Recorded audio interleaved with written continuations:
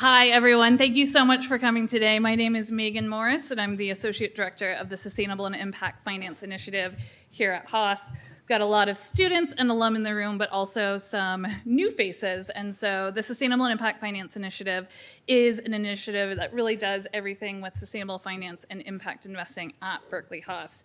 We have 3 different student-run investment funds that invest real millions of dollars. So if you want to know about what we're doing, come up and find myself or our faculty director, Panos Panatoukas, in the back of the room after this. We are one of the co-hosts of the event tonight, along with the Center for Responsible Business. I'll let Robert say hello. Hello, everyone. And Panos was just identified, the faculty director of SAFE. Panos, would you kindly stand and just wave so folks know who you are? This is our kind Panos, one of our favored professors here at Haas. Welcome also on behalf of the Center for Responsible Business. We're proud to be a co-sponsor. We're proud to be good, close collaborators with SAFE. And we're happy that you're all here tonight. My name is Robert. I'll be in the back of the room. Megan, I'll turn it back over to you. Thank you. And I am going to let our esteemed panelists and moderator introduce themselves. But if you want to come up, I'll just say everyone's names and their organizations. We have Julie Mentor from Transform Finance.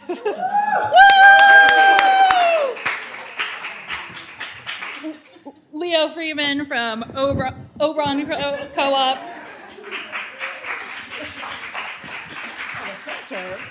Lindsay Smalling from Mission Driven Finance.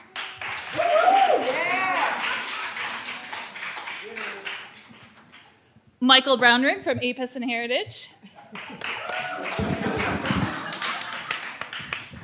And Nicole Middleton Holloway from Natural Investments.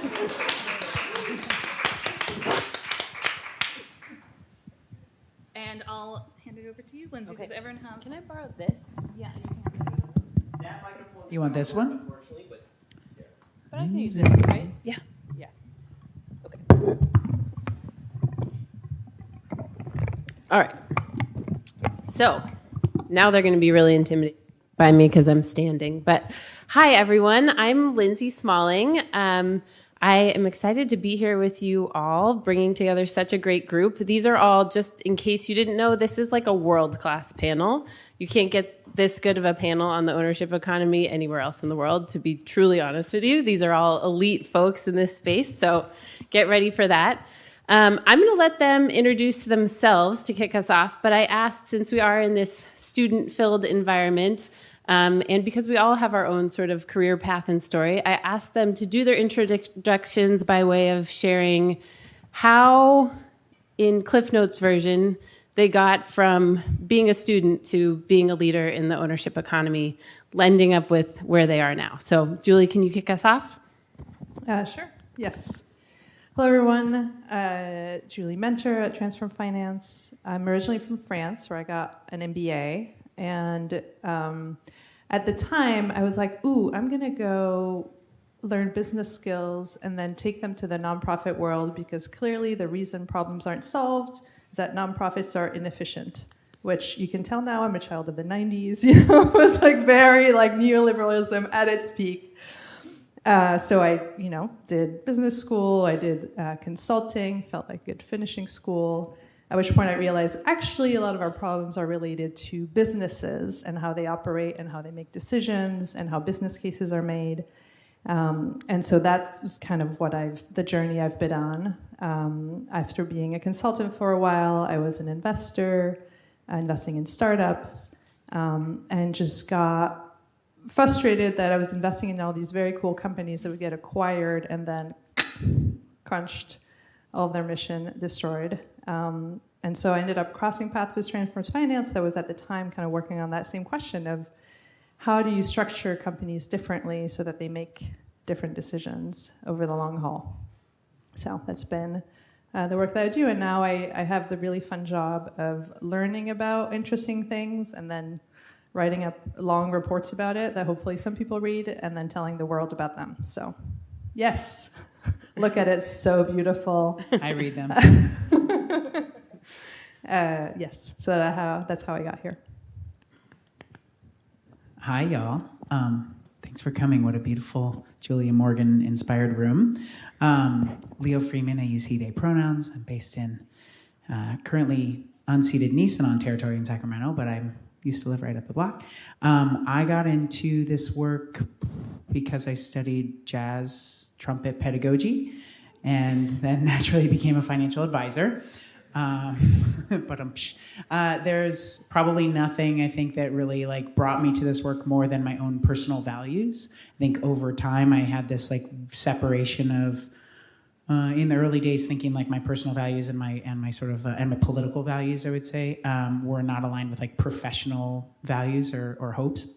And over time, as I navigated the world of ownership economy, of cooperativism, of social movements, organizing in grassroots movements, Food Not Bombs here in the Bay when I was 18, really got sort of a taste for like social change work. And over time found that like through the true blessing of finding places like Addisina Social Capital, running into folks like Rachel Robichaudi, Maya Phillipson, people who sort of showed me like, no, like this work is possible. And finding my people, I was able to see myself in this place and not just be in the, sort of in the wealth hoarding of being a traditional financial planner. And I'm back in the day, the Robichaudi and Phillipson days, I also met Nicole. And so I feel really grateful for those folks who've like helped me see that like cool people are here and we're doing cool stuff. I won't bore you with the long version of it, but I will say that the way that I got here in this sort of current scope is that I kept showing up and I kept kind of being grouchy. That's something that I would say, like, I'm a very joyful person, but I'm also somebody who's really like, I have some really serious values. And I think that those values are rooted in anti-capitalism, anti-patriarchy, true like trans queer liberation. And that really runs sort of like the show for me. And that's something that we'll talk a little bit more about in like ownership, but folks in particular, like marginalized folks, having a seat at the table is what really brought me to ownership, and not just sort of by token, but kind of intention and purpose. So excited to be here. Thank you. I'll pass over to Michael. Thanks very much, Leo. So that this is okay if I hold it right around here. Maybe. I am not an expert. Okay, good. So I had an unusual path to impact. I started as a U.S. diplomat, and then I moved in the mid-'90s through 2000 into private equity in China. And so I became deeply familiar with the Chinese history of that period. And what I saw happen was more people lifted out of poverty in a shorter amount of time than any time in the planet's history. And what struck me about that was if you can point the market in a good direction, you can do things at scale that probably philanthropy can never pull off. Not everything is subject to a business model. Nobody should try to make $1 out of a soup kitchen. But when you can generate returns and do something good, you can have enormous power. And the other example I always like to cite is Muhammad Yunus and Grameen Bank. If you had asked any financial expert back in the 80s whether the capital markets for women basket weaving cooperatives in Bangladesh would be surplus cash, the answer would be absolutely not. And he showed that model can work, and now there's hundreds of billions of dollars in microcredit in all sorts of sectors around the world. So that's a really powerful model to me. We'll talk later on about ownership and what we're doing at APIS and Heritage, but for me, I'll finish with this idea, which is, so I started one of the nation's first impact merchant banks back in 2009, Total Impact Capital, very proud of that. So I was doing impact when you still had to explain what it was, in the first couple of years of SOCAP and that kind of thing. And the ability to find an investment that actually generates even close to market rates of return and does something meaningfully good is a unicorn. And I use that term advisedly. Like, I think there are fewer of those unicorns than there are of the software unicorns that you read about in the paper. And I think we're lucky enough to have one of those models. Over to Nicole. Wow, thank you. Hi, everyone. I'm so glad to be here. Nicole Middleton Holloway. I'm a financial advisor. I actually grew up right down the street in Oakland, and proud daughter of a Cal Bear. My mom, Teresa, sitting right there. So I found my way into this work. This is actually my second career. At the end of my 20s, I took a break. I did a sabbatical, did some travel, and did some soul searching, and came back really wanting to focus on economic empowerment for women, for people of color. I was really frustrated with my own lack of financial knowledge, and so I started. But I really wanted to work in that impact area, and so I went and worked for a women and girls nonprofit and was in a fundraising role. And that fundraising role really showed me that I really wanted to be more influential in where capital flowed and really pinpoint who were the decision makers. And wealth advisors, financial advisors are one of those advisors that have a lot of sway, a lot of influence in where money moves every day and where investment goes. So I decided, I wanted to go to business school. So I went to Golden Gate University, got my master's in finance and financial planning, became a certified financial planner. During that time, I got hired by a traditional Wall Street investment management firm, wealth management firm.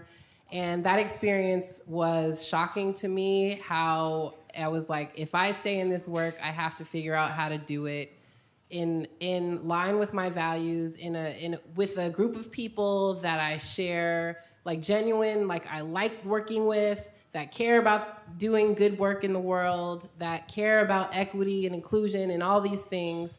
And so I went and started a practice and struggled in the first several years of building a business. But luckily, through being very intentional about finding my people, as Leo was saying, I was really lucky to find a core people that helped introduce me to natural investments. And so now I'm here representing natural investments as a trust steward, and we'll talk more about that. But being a financial advisor, I love this work. I love what I do, and we'll talk more about it. But happy to be here. Awesome. Okay, so now I want to get to know you all just a little bit better. So just a quick show of hands. How many of you are students? Awesome. Okay, how many of you would say you work somehow connected to impact investing? All right. And how many of you work specifically in something related to the ownership economy, or you were ever a part of a co-op or... Okay. All right. So now we know who's in here.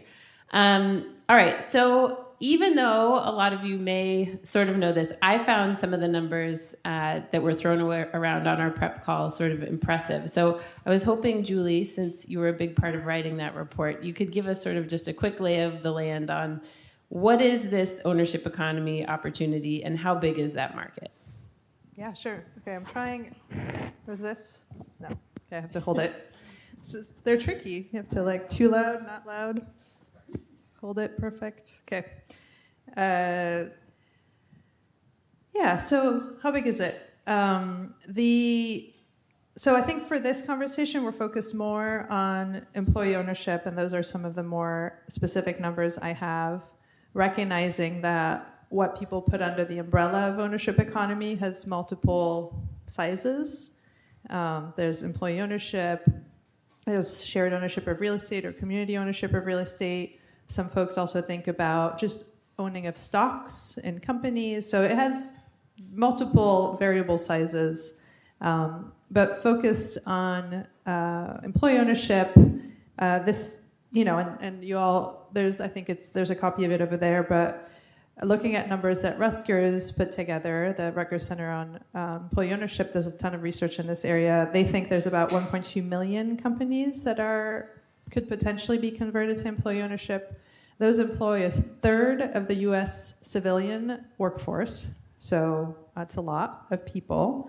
And that if we were to take 20% of those and we're able to convert them to employee ownership, and then using a bunch of assumptions, which a number of you all weighed in on, that would represent about $1 trillion in investment capital that could be productively deployed. And think what's interesting about this number is less like, is it $1 trillion? Is it two? Is it half? Is that I think it really counters this idea that like it's small. I think a lot of people think of employee ownership as like, oh, it's like there is many co-op where I see them meet once a week and like, what even are they doing there?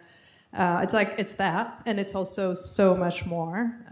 So that's exciting. I think the other piece is it's not just investment opportunity, it's also wealth for people. So if that $1 trillion were to get mobilized, it would represent about $3 trillion, again, lots of assumptions, of wealth for people. And that would be about $270,000 per worker in those employee-owned companies, which is really significant. You know, when we think about those statistics of like 40% of people don't have $400 saved for an emergency, this is truly life-changing amounts of money we're talking about. So it's an exciting space to be part of. Okay, and then just to dig into that a little bit more, I feel like I first heard the term silver tsunami from one of the founders of Transform Finance. He didn't coin it, but that's where I first heard it. But Michael, maybe you can just tell us a little bit more. What are these demographics of this moment that make that size and this moment important?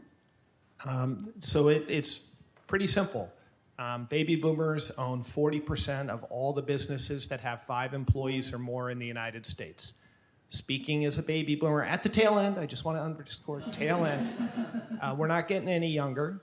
And if you talk to many wealth managers and advisors, they'll tell you most business owners haven't even begun to think about succession. In most cases, the children don't want to take over whatever the business might be, and they keep going until finally either health or a spouse says it's time to move on. And those decisions are right on top of millions of business owners, which is partly the numbers that underscore Julie's really great analysis.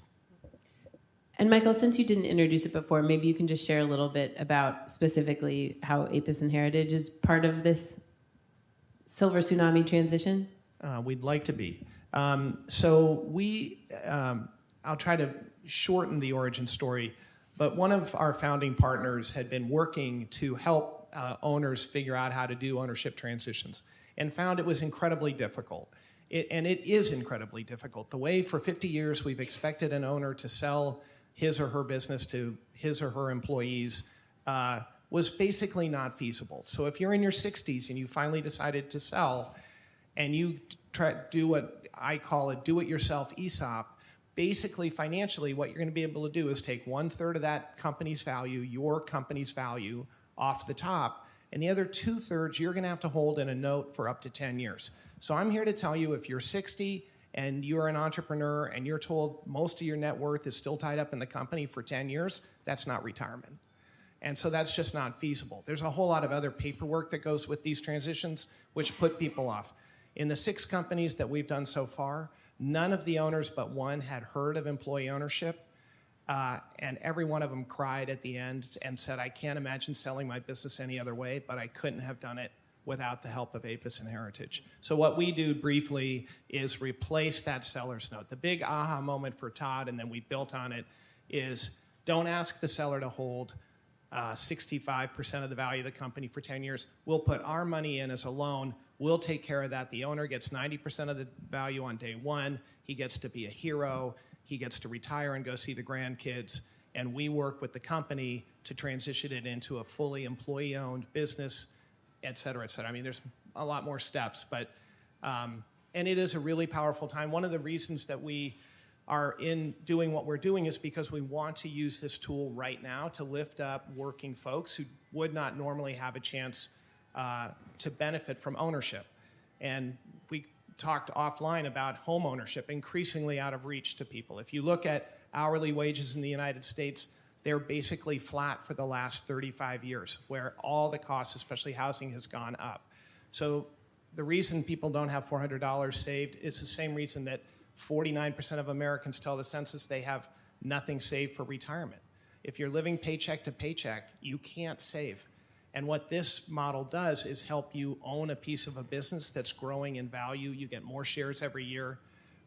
Can I tell one quick story? Yes, well, you do. I'm going to close that door because I love the bells, but they're a little distracting. So I thought I was the only one hearing it. There's any number of great employee-owned companies, and you guys, read about them. Recology Waste, if you guys have Recology, they are 100% employee-owned, billion-dollar company.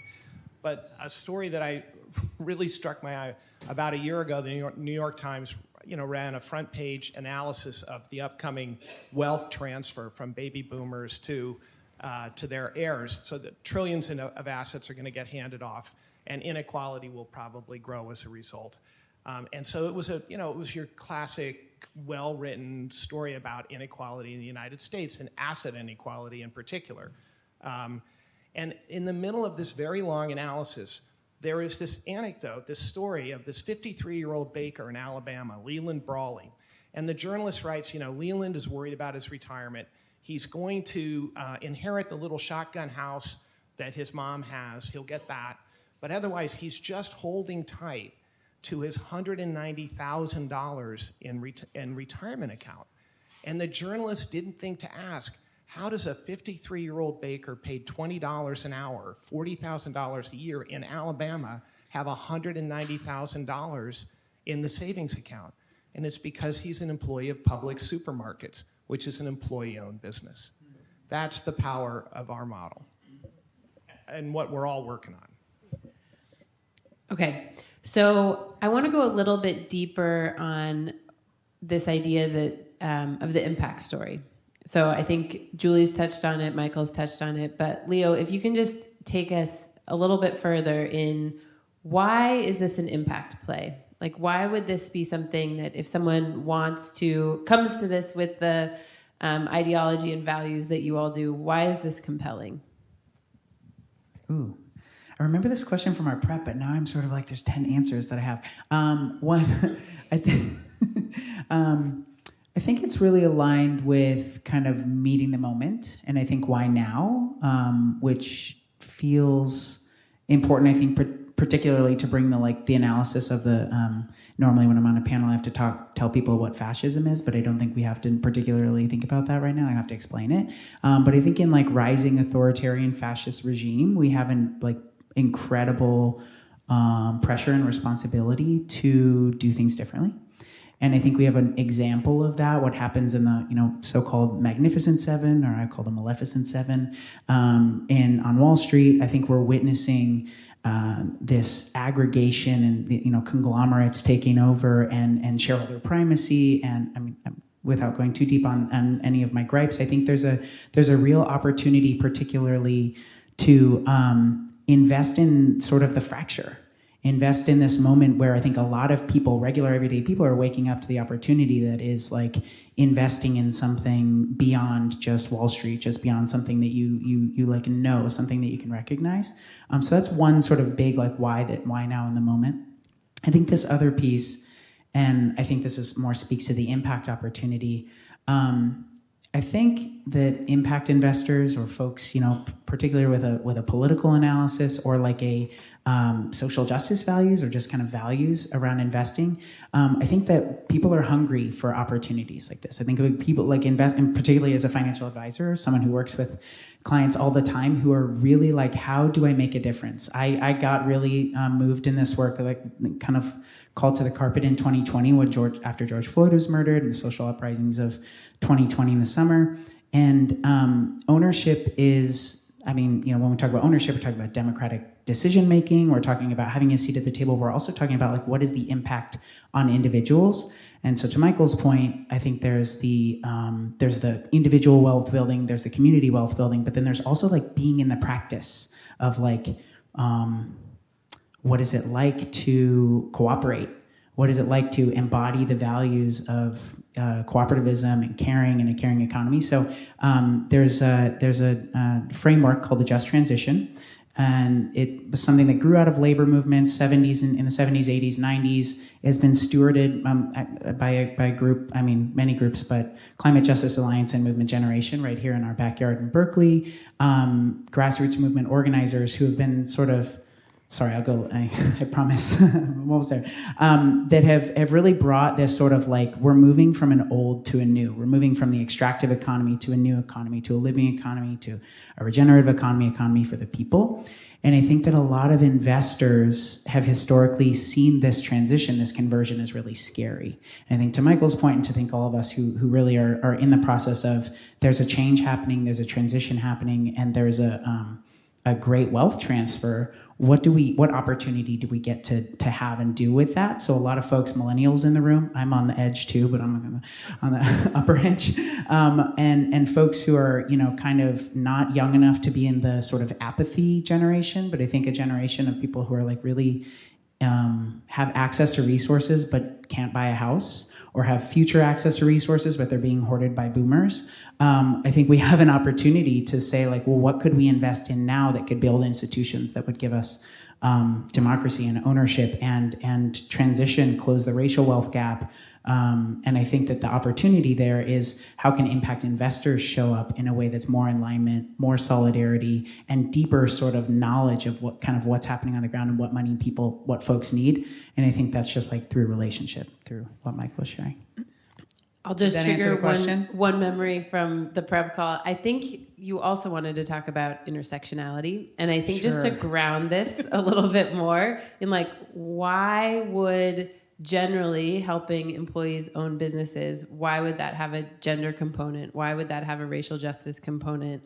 What are the other components of it that I'm not even thinking of? Yeah, thank you. I jumped ahead. See, I think so. I think when we, what I was really kind of educated on in this work early days was when I learned financial planning and kind of impact investing, I learned that everything was separate, right? We had themes. If you wanted to do alts, you wanted to do real estate, you were doing a theme of racial justice, but it was separate of climate justice. And I think as I've been in the process of, I worked at a community loan fund, and particularly took non-extractive investments of investors and deployed them into worker-owned cooperatives across a national network in the US called Seed Commons. And inside of that work, I learned that the folks closest to the issue or closest to the solution, often furthest from the power and furthest from the financing. And that sort of, I think that's Angela Davis. I don't know who said that, but that's a quote, sorry. I think to me, the intersectionality, and I'm curious what other folks think about this, but the intersectionality for me is that there's those folks who are closest to the issue are also folks who are furthest, typically from the table, who've been marginalized from the decision making, are also, folks who are racially marginalized, gender marginalized, folks that have are facing economic disparity, but have some of those solutions. And I think it actually makes it an opportunity to invest time, energy, and resources in solutions that are really rooted in the ground. So thank you for the prompt. Yes, and I think we'll come back to it even more because I think it's one of the things that maybe is sometimes harder for people to draw a clear line between the ownership economy and some of the impacts they've been focused on in the world. But Nicole, now you get to bring this investing piece in our title into the conversation. So can you help us understand, what does it mean to invest in the ownership economy? What are the type of investment options out there?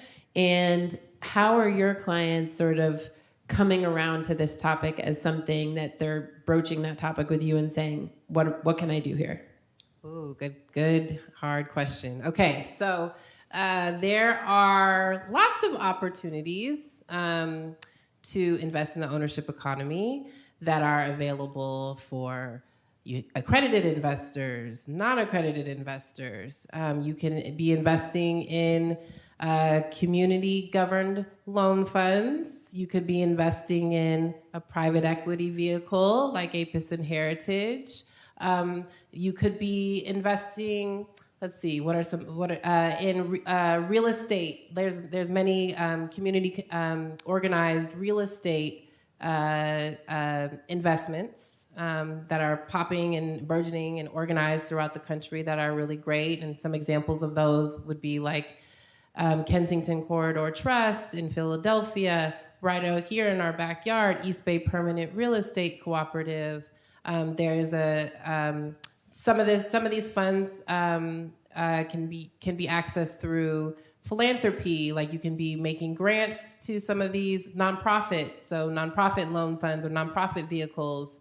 So our clients are interested in the way that we build the portfolio and help bring these opportunities to them comes through like you have to do like it's a normal financial planning and like figuring out a portfolio design process.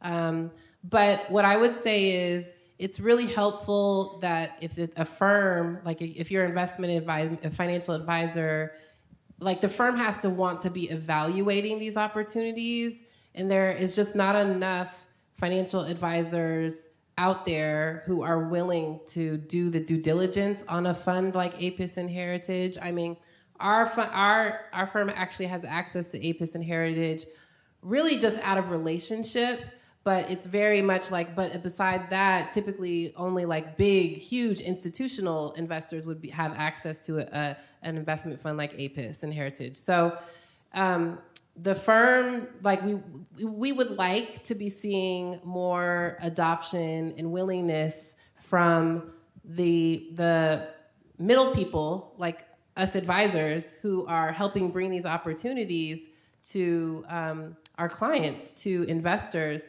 But there has to be a willingness on the firm to do so. And but a place like Transform Finance has a whole list of all these different funds, and there's many alternative ownership vehicles, but you have to be able to kind of like narrow them down, figure out what investment minimums are, figure out if you are, as an investor, can you qualify, figure out like, are you okay with like lockup of funds, and or would you rather be investing in like a Calvert Impact Capital note that would maybe invest in APIS, that does invest in APIS and Heritage along with many other funds. So that's just a short way to say the opportunities are vast and more are coming out every year. So if there is some serious interest that you have to be investing in these vehicles, they are out there. And if you are working with a financial advisor, you should ask them to look into those vehicles for you. And would you say the demand for things like this has gone up as well? Or how are you seeing sort of just general interest in the ownership economy change? Oh yeah, it's big with clients. It's big with our clients. It's not a hard thing for us to. They would like that. These are some of our like the seed commons and these kind of vehicles, shared capital in the Midwest. These vehicles are popular, at least with our client base. But we do serve a specific type of clientele that are like you, very interested in this topic and interested in investing in this space. Awesome. Can I just add? Please. So it is the case, though, I think, I wonder if you agree, Nicole, but it is the case that when if we're talking about sort of high net worth individuals and small and family offices and things, going to those people and saying, here's a way to own an asset and you're going to make money and they're going to make money. It just means that the financial investors in New York, they're going to be the ones who don't make money, but the employees will and you will. Most of that wealth came from business ownership. Like they get it right away. This is one of the simplest propositions I've ever had to explain in the impact space. I mean, my mom got it in like a sentence, So that's powerful, and it makes it easier to talk to holders of capital about why this model might work. Okay, I want us to dig into a specific use case of natural investments actually becoming an employee-owned firm. But first, I want to just dig into one more thing with you, Julie. On the call, you made an interesting comment about how when you get groups of folks together for your research, that you can't really assume that everyone has the same idea in the room about what we're trying to achieve by investing in the ownership economy. Can you say a little bit more about that, just like what that range of objectives are through these types of models? Yeah, sure. I think there's a lot of value in these broad terms, right? Ownership economy or employee ownership. And there's a lot of alignment in terms of the top line. We need to address inequality, for example. We need to But then even if you get to like the next level down, are people thinking about just really the, people having a little bit more money in their pockets so that they too can participate in the great glory of capitalism and invest in the glory of appreciating assets? Or is it because they're thinking about a radically different way of organizing themselves and the economy and being able to make decisions together and really collaborate and work in a different way? And those are actually quite different. And those are both employee ownership. And that's totally fine kind of at the top line level. I think there's a lot of power actually in having simple terms and in not necessarily getting into the like, well, I think, workers should have more power. I think really it's about raising the floor. I think actually it's about, more economic equality. Like there's a lot of internal debates within it. But I think as we're thinking about scaling and kind of this opportunity of $1 trillion, there's a real risk that some of these deeply transformational models get marginalized because the models that are more market rate, that are look more familiar to investors are the ones that are going to attract more capital because, you can get, it's like that unicorn model, right? One part of the economy is very much like you make money, employees make money. It's really powerful, but it's not a solution for everything necessarily. And so that is, I think, a really interesting. It's like a good problem to have, right? It's like a great problem to have. Be like people are super interested, and I think as this scales, it's worth being really aware of like what parts are scaling, what parts aren't. Are we delivering on the reason that why folks, at least some part of the folks in this, what you were talking about, right? New economy, living economy, comes with a number of other dimensions that may not be part of it. So it's good. It's a good set of problems to have. Okay, so I think it's always useful to hear. I think, Michael, you gave a great example of how it has traditionally worked for an owner to transition to their employees. But there are all these new models. And it sounds like Natural Investments has just gone through this process. And Nicole, you're a purpose trustee. Is that what it's called? Trust steward. Trust steward. Yes. All right. Here's our resident trust steward. Nicole, can you say a little bit more about what that process was like and what your responsibilities are as a trust steward? Does it deliver on the promise from someone who's living it? Yes. So Natural Investments is kind of unique as a registered investment advisor firm. All the advisors, including myself and 29 to 30 other advisors at the firm, we're not employees. We are independent contractors with the firm. So we couldn't become an ESOP. We had to look at what was another vehicle. And we started the planning process back as a firm back in 2021 into 2022. And realized that, like, after working with the help of some wonderful consultants, that the purpose trust, the trust ownership model, the perpetual purpose trust ownership model was the most unique. Well, that was ideal for our firm because and so it took probably a year for us to finish it, but it actually wasn't that difficult of a process.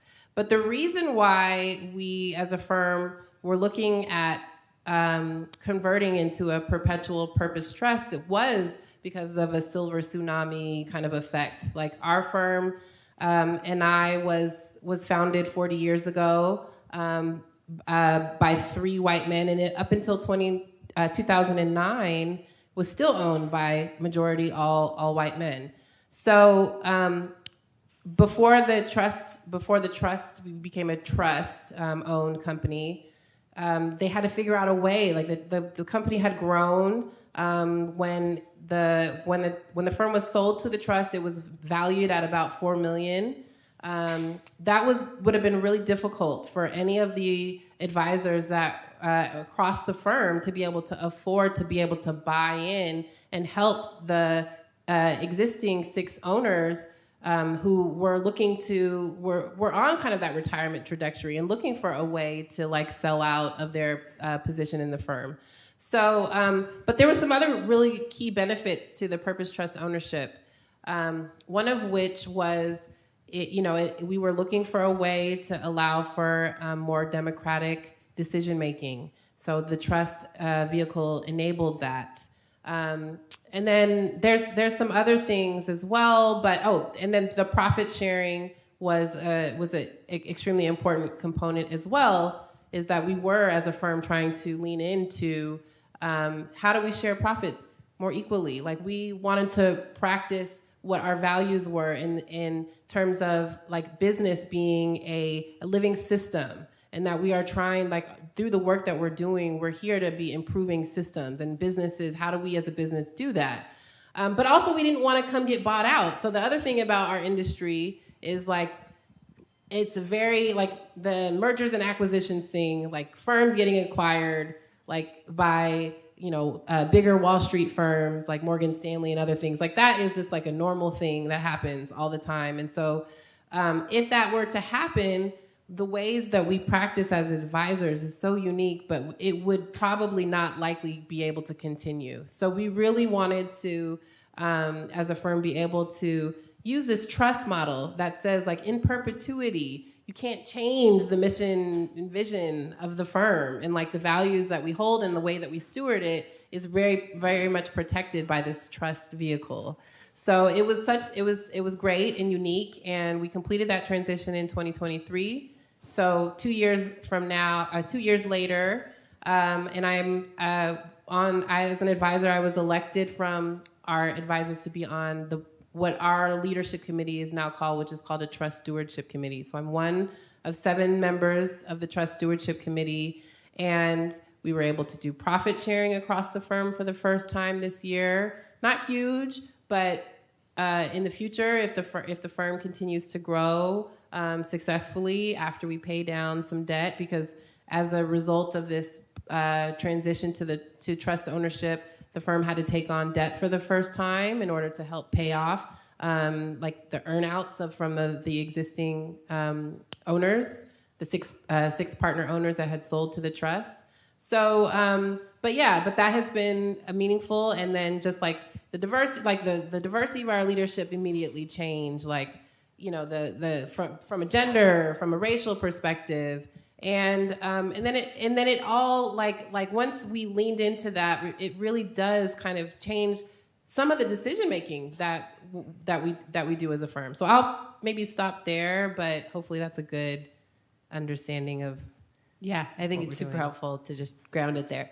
Okay, so we want to open it up to questions. I did sort of bounce around with these folks, and I assume they would have interrupted if they had a burning thing they wanted to say, but while you think of your questions, anyone have something they wanted to make sure they said? Nicole said debt. And I wanted to just name a little bit about debt vehicles that finance. Can I talk a little bit about that? Please. Yeah, so I think like from the investment perspective, and there's a lot of great research. I think also if there's something that you take from this panel is that we're just like, we are products and standing on the shoulders of folks who've been doing this work for a really long time. So of course there's the research and the work of Transform Finance, there's Ownership Capital Lab, there's a lot of orgs that, shout out, there's folks that are doing this work, putting on webinars. There's a lot of places to learn about this work. And I think we're really in the work of normalizing it so that it's not like, we shared, it's not just like this alternative thing, this like very small slice of an asset allocated portfolio. But debt is a really important thing to think about. I'm happy to answer any questions about it, but thinking about financing the ownership transition. So whether that's a silver tsunami business succession plan, buying out the owner, whether that's funding a loan fund that then can finance the workers to buy out their boss, like however you want to look at that debt being really aligned and non-extractive, we can talk more about that, but like making sure that the investment terms are aligned with the repayment capabilities of the business and the workers. That's a key thing. So there's a lot of funds out there who will do that kind of intermediary work. We've mentioned a few here. I won't give any more examples so it doesn't get misconstrued as financial advice because I am a financial advisor. But I do think there's an important piece around the longevity of your investment, right? So So a lot of people also in this kind of like new economy of work are like, oh, I just want to dip my toe in. I want to try it for a year or 2 years. And it ends up being really extractive to the investments in my experience. So if you can find the combination of kind of like, this is something that is new, but it doesn't make it some kind of higher risk. One example I have is that when I was at Seed Commons in 2020 and 2021, 121 businesses in the portfolio, all worker-owned cooperatives.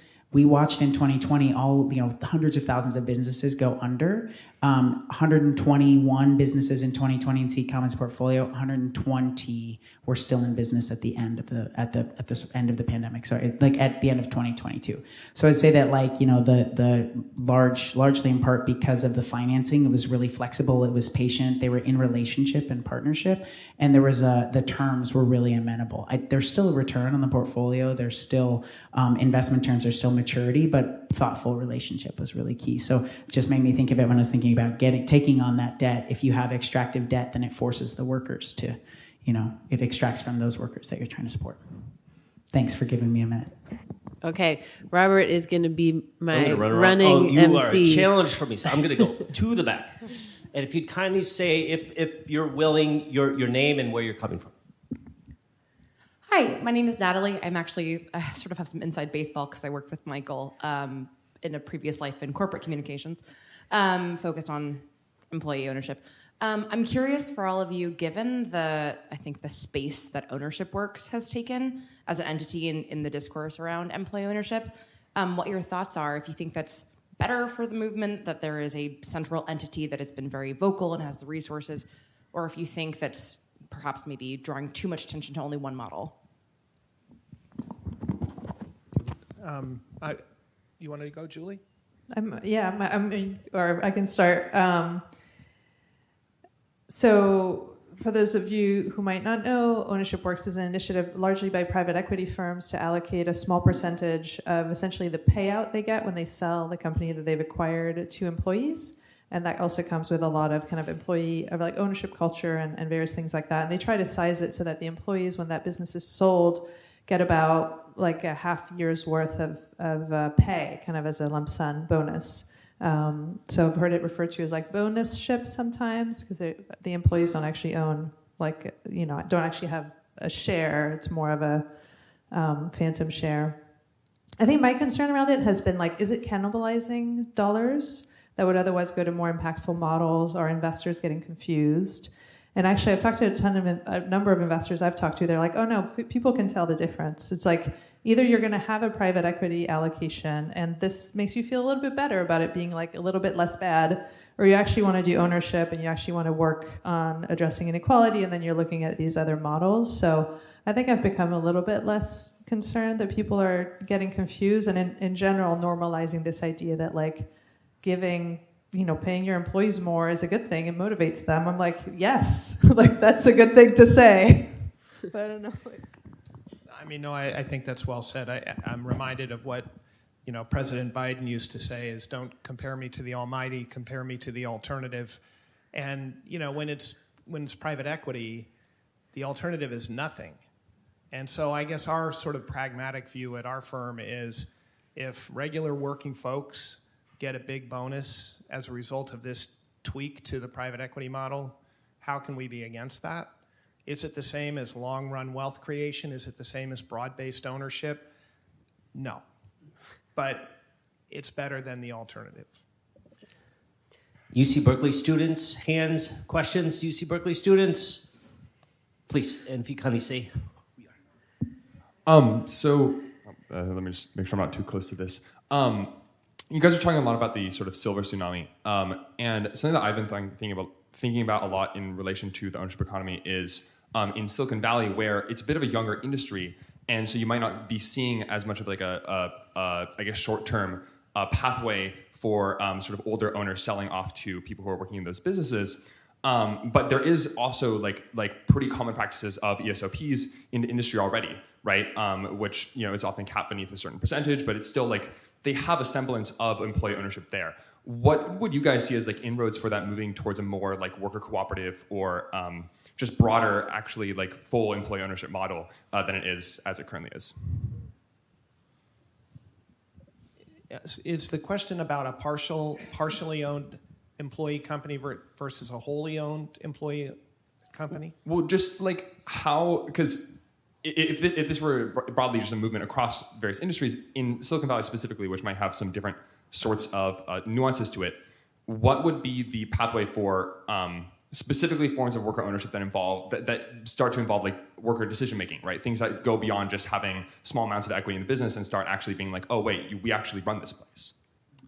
So that's a really good question, and I think a lot of us wrestle with that in our space. I now understand the question. So the way Silicon Valley does stock options is, of course, a form of employee ownership, but there is a huge tension when the underlying owner is in equity, and that's in space equity, and they need to get a return from selling their equity. So at some point, they're going to be in tension with the workforce over the long term. Like so. To me, it's the most powerful thing you can do is see a frontline worker and give that frontline worker a sense of a better pay, better and more respect. And so it's not that decision making isn't important. For my sins, I'm a part-time elected official. Every one of my residents cares a lot about the health of my city. They don't all show up at city council meetings, right? And that's okay. They got their own lives to lead. So there are plenty of workers who want to be seen, they want to be paid, they want to be respected. They don't need to be in the boardroom. Like, that's just not their priority. And we want to make sure that happens, because when you see and respect and pay a frontline worker, the company becomes more productive, it becomes more profitable, it becomes more resilient. And so for us, that's powerful. And that's what happens when you do broad-based ownership. And then you actually train people in what it means. May I tell a quick anecdote to the power of this? So one of our companies is a commercial landscaper in El Paso, Texas. The commercial landscaping guys are the very last trade in for a new building before the building can get leased up. So there's a huge amount of pressure on these guys. The building's up, the parking lot's poured, come in, put in the damn trees and the bushes so we can lease the building. So they always roll to the new project with at least 5 to 10% more plants and trees than they need. And of course, in case some break or die or whatever, and of course, they then go back with an awful lot of trees. And they used to throw them in the dumpster because that was, the guys had already paid for them, so they just threw them in the dumpster. After about a year of being employee-owned with training, one of the frontline workers, the guy's planting the trees in the ground, went to his supervisor and he said, this is kind of crazy. We're throwing away these trees, and instead, we could bring them back to the nursery and we get 50 cents on the dollar. And the supervisor who was telling us that story said, I thought about it, and I realized it would take a little more time, a little effort, but it would absolutely work out. And they added $100,000 to their bottom line in the quarter. And what the supervisor said is, in the old days, that frontline guy, he would never have said this. What did he care? It wasn't his money. He just did a job and he went home. But now he cared. And in the old days, I wouldn't have listened to him, because I was trained to listen to the guys above me and tell the guys below me what to do. And now I listen to the guys below me. Like, that's powerful for real life, for people working hourly jobs. That means a lot. I have one thing maybe to share just briefly on the Silicon Valley and tech. Like the equivalent, right, is the IPO for tech companies, and you can do all sorts of interesting things in IPOs, right? Generally, what happens is the founder gets the cool shares that have all the power, and everyone else gets the shares that get the money, but none of the power, and then all the things. But there's some companies, like this company, Ginkgo Bioworks, they issued these super powerful shares to their employees. And so their employees have these 10x governance shares, and they're only to active employees. So if you leave the company, they convert to Class A or whichever way. But that's a really cool model, right? That could be totally applicable in companies that are structured a little differently. We have more questions than we have time. Can I just see a show of hands? I've agreed to more folks. And so what I'd like to do is we'll take your question, we'll take yours immediately after, we'll pull them together, and then we do a response. Work? All right. So you can't respond to this question immediately. Hi, I'm David Bank with Impact Alpha. And just Julie, actually picking up on Michael's last comment and some of the other comments, if all the advantages of employee ownership are so compelling for the business, why would capital flow to the less deep models and not to the deeper ones that bring forth those kind of benefits? Like, isn't there a business case for the deeper employee ownership models? Hold that thought. Here we go. Taj with Full Spectrum Group, and a big fan of everyone here. Just to quote Haas graduate, our friend Kat Taylor, she on this question: if everyone owns a little bit of everything, and no one owns too much of anything, that's how we get to the good life. So that's one take on ownership economy. Obron, so we may not have time for this, but Obron is, I think of as kind of the distributed Mondragon of the US. So if you know what Mondragon is, find out. That's what Obron is. Excited for people to understand how a group of workers who came together with businesses launched a financial firm, Obron Finance, which you run, and that's a really interesting story in this context. Apes and Heritage, it'd be great to hear the size of your last fund and what you're raising for your next round of funds, because I think that gives people a good sense of how this sector is growing in relationship to this $1 trillion opportunity. And then the big kind of interesting question I have in relationship to the ownership economy for this best-in-class conversation is sometimes we're thinking about the relationship between worker and community ownership and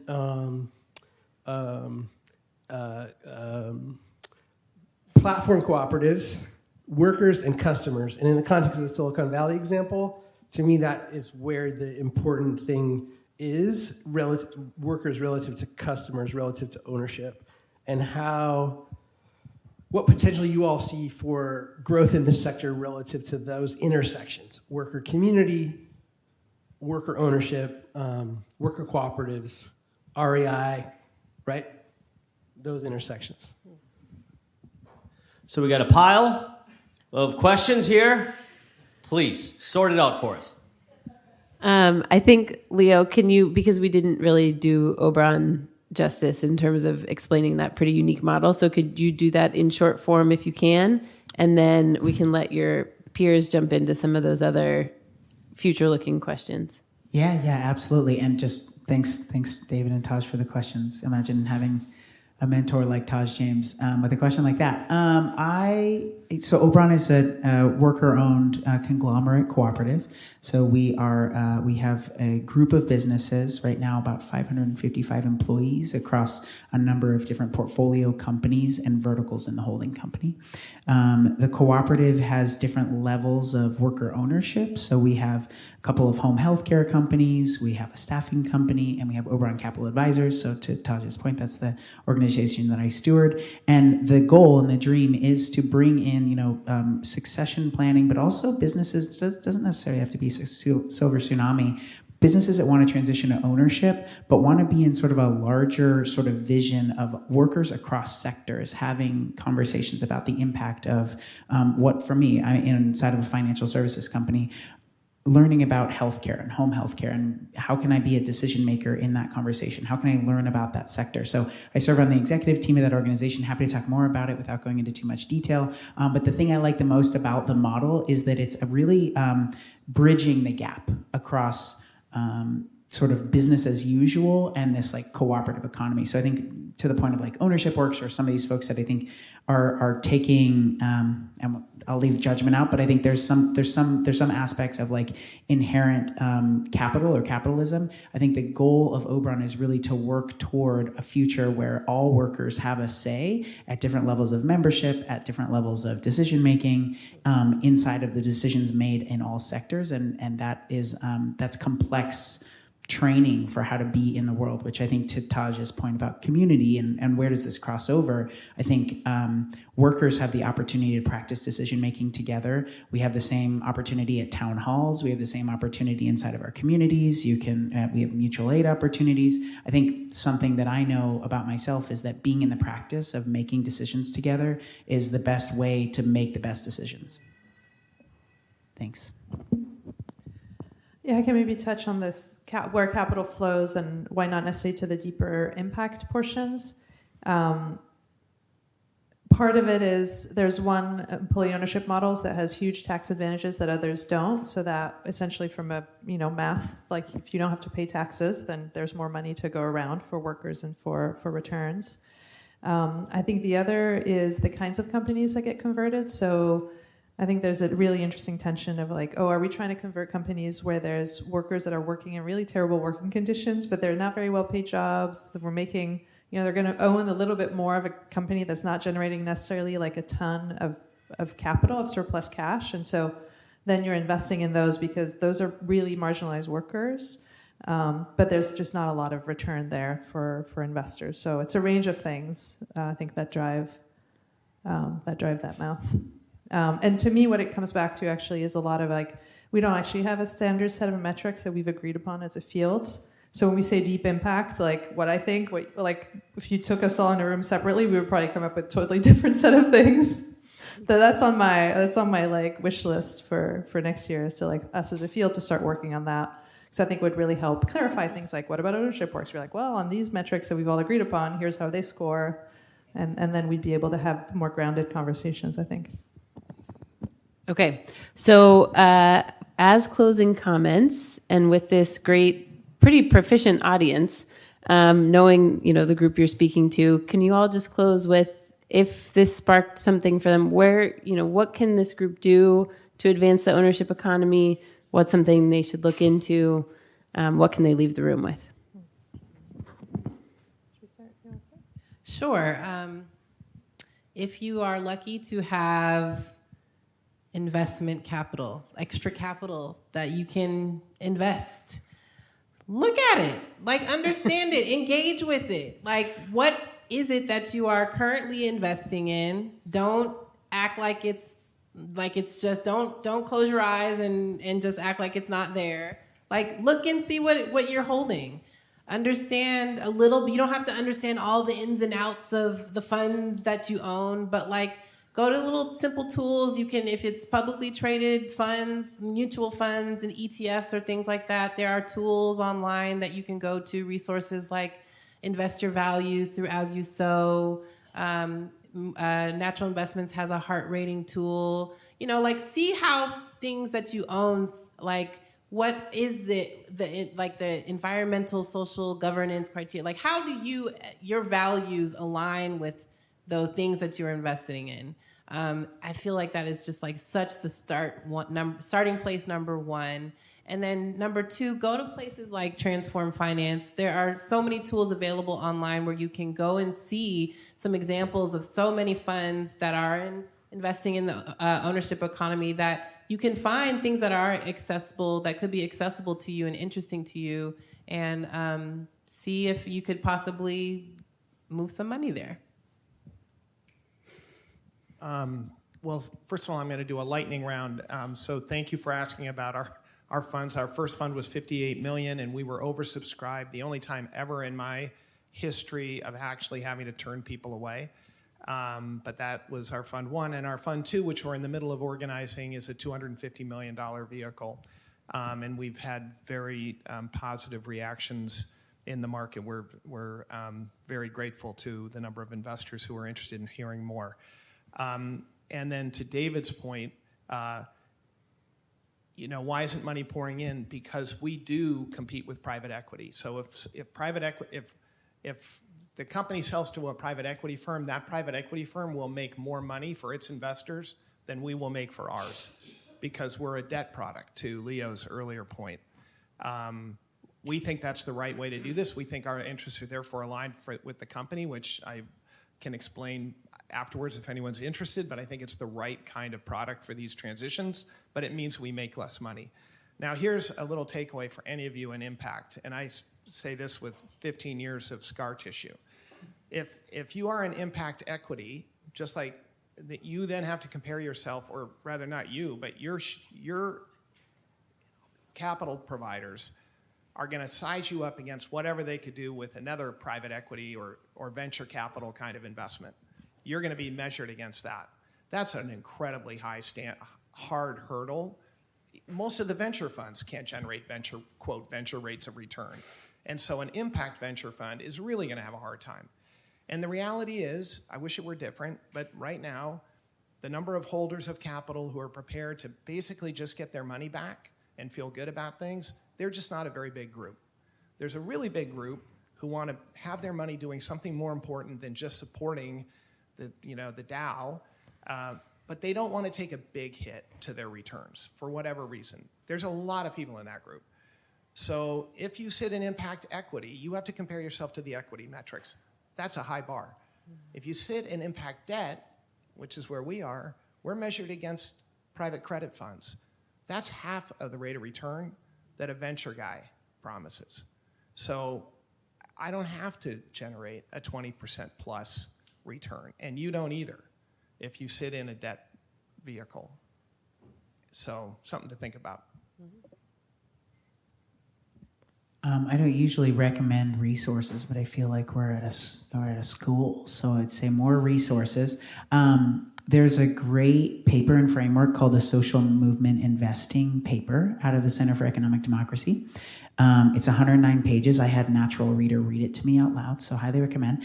It shows a strategic alignment spectrum across a range of kind of resist and build investments, or divest, contest, and reinvest, kind of in this build world where we're talking about building the ownership economy and kind of converting from the kind of current extractive colonial economy to this, a world where we have ownership and we have like equity and cooperation. It gives you a good kind of set of metrics, to Julie's point. So it's like a starting place. It's definitely just a starting place, but it gives you a good set of metrics. And page 58, there are three, I told you I read it. There are three different comparisons across like an opportunity zone fund, a cooperative loan fund, and then kind of a traditional Wall Street ETF. I highly recommend looking at it and sort of seeing what are the different criteria, metrics, and the weightings of that. It's just a good way to put some nerdy metrics to it. And then on the completely other side, I would say read Cruising Utopia. It's a great queer futures book. It's a sort of like, what is the world you want to live into? I think definitely when you're sort of taking, we were talking about normalizing this, but it's a great book that it's totally unrelated to ownership economy, but it's really thinking about like living and being in the future. And I think some part of this work is really embodying those values. So it's a book that really spoke to me around that. Just in case people didn't catch it, what was the report, the first one in the Social Movement Investing? It's out of the Center for Investing. Economic Democracy, CED, so Social Movement Investing paper, yeah. And Julie, the final word. Well, I like this idea of like books that you can live into, and I'm like trying to think of one that the name of which I can't remember, but I'm going to add this to my list. I think, these are all amazing pieces of advice. Maybe one prosaic thing to add is there's a ton of things in our environment, of like businesses in our environment that are employee-owned that we just don't know about. And I've been having a really good time being like, King Arthur Flour, employee-owned, Publix. My friend was like, oh, I'm going to Publix. I'm trying to get coffee. I was like, did you know they're employee-owned? So build up your skill set, drop it in conversations. You never know where it'll go. I think mainstreaming it, make it seem much more approachable, widespread, I think will help all of us. Before I turn it over to Megan to give us the final words here, Natalie, would you be so kind? We have a survey that we would ask that you would complete for some feedback on this wonderful session. And I would like to also draw our attention to two very important people who made tonight happen. Natalie right there, walking from the Center for Responsible Business, and Persis right there from the Center for Responsible Business. And you're pointing your fingers, so please. Megan as well. Megan. Well, I'm giving her the microphone. Of course, Megan. So please, Megan, bring us home if you would. Thank you. Yes, everyone now applaud for me. No, just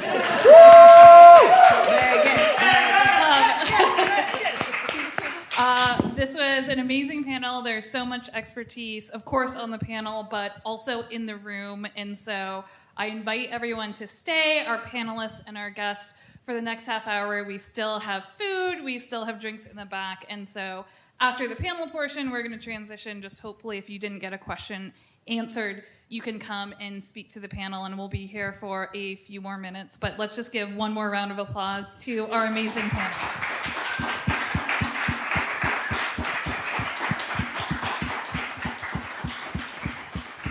Thank you very much for joining us tonight, everyone.